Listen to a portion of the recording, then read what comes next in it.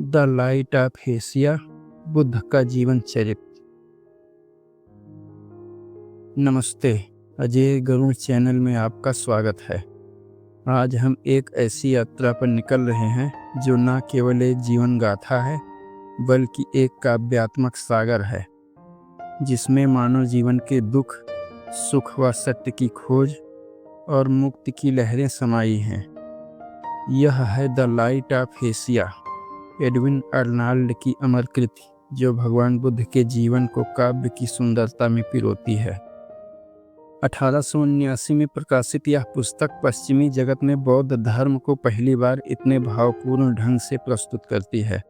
इसके छंद प्रकृति, करुणा और सत्य की खोज को इस तरह बुनते हैं कि हर पंक्ति हृदय को छू लेती है। यह महाकाव्य 8 खंडों में बटा है और आज हम प्रत्येक खंड की गहराई में उतरेंगे। साथ ही पुस्तक के कुछ चुनिंदा छंदों को अंग्रेजी और हिंदी में सुनेंगे। तो आइए इस आध्यात्मिक यात्रा को शुरू करें, जहां सिद्धार्थ से बुद्ध बनने की कथा हमें जीवन के गहन सत्यों से जोड़ेगी। खंड 1, जन्म और शैशव, बर्थ एंड चाइल्डहुड। पहला खंड हमें ले चलता है उस पवित्र क्षण में जहां लुम्बिनी के उद्यान में एक बालक का जन्म हुआ, जिसे संसार सिद्धार्थ के नाम से जानता है। राजा शुद्धोधन और रानी माया के पुत्र के आगमन पर प्रकृति मानो उत्सव मना रही थी। आकाश में उजाला छा गया, फूलों ने अपनी सुगंध बिखेरी और स्वर्ग से देवता इस नवजात के स्वागत में उतरे। अर्नाल्ड इस दृश्य को ऐसे चित्रित करते हैं मानो सृष्टि एक नए युग का स्वागत कर रही हो। ज्योतिषियों ने भविष्यवाणी की थी कि यह बालक या तो विश्व विजेता होगा या संसार का उद्धारक। सिद्धार्थ का बचपन राजमहल के वैभव में बीता, पर उनकी करुणा और संवेदनशीलता उनके असाधारण भविष्य की ओर इशारा करती थी। The devas came and brought their radiant gifts and laid them at the cradle of the child, whose birth should light the darkness of the world. देवता आए, लाए अपने उज्जवल उपहार और रखे उस शिशु के पालने के पास, जिसका जन्म विश्व के अंधकार को दूर कर जगत को रोशन करेगा। इन पंक्तियों में अर्नाल्ड सिद्धार्थ के जन्म को एक अलौकिक घटना के रूप में प्रस्तुत करते हैं, जो एक महान उद्देश्य के आरंभ को दर्शाती है।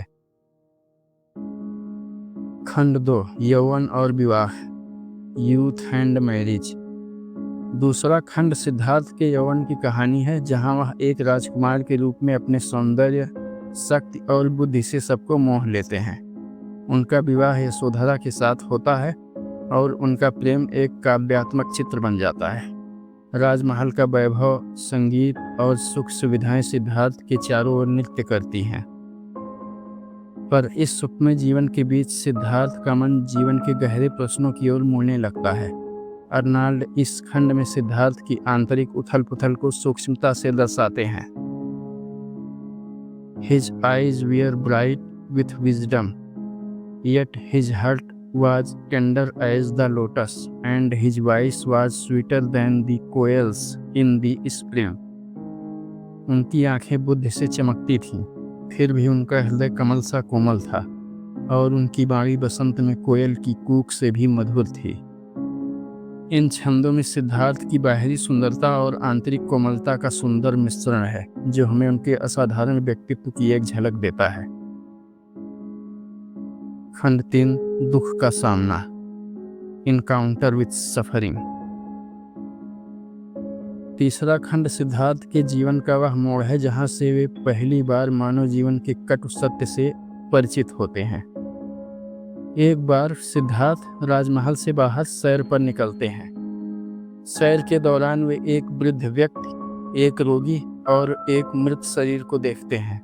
ये दृश्य उनके हृदय को झकझोर देते हैं। अर्नाल्ड इस खंड में सिद्धार्थ की आंतरिक पीड़ा को इस तरह चित्रित करते हैं कि पाठक भी जीवन की नश्वरता पर विचार करने लगता है। यह खंड सिद्धार्थ की आध्यात्मिक खोज की नींव रखता है। What is this life that blooms and fades so fast? What is this pain that binds the heart of man?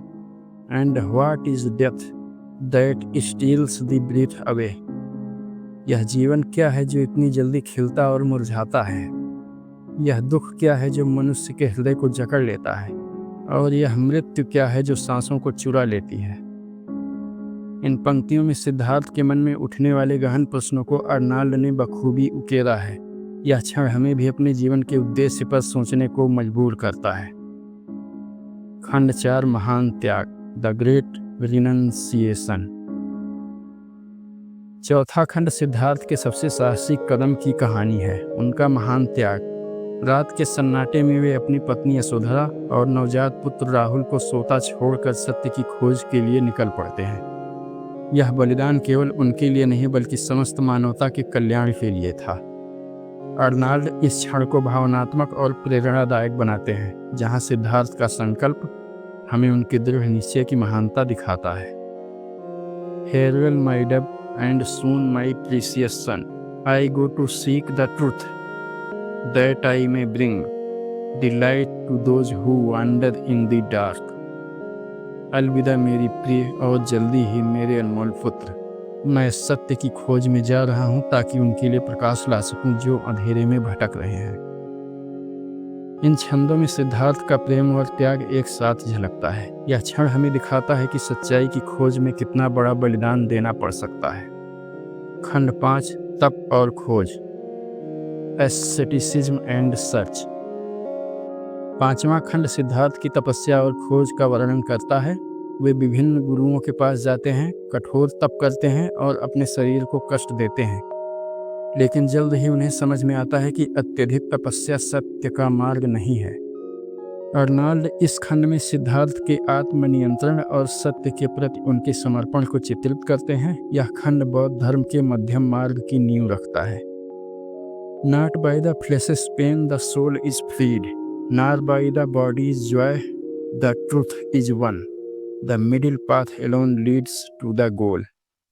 न देह की पीड़ा से आत्मा मुक्त होती है, न शरीर के सुखों से सत्य प्राप्त होता है।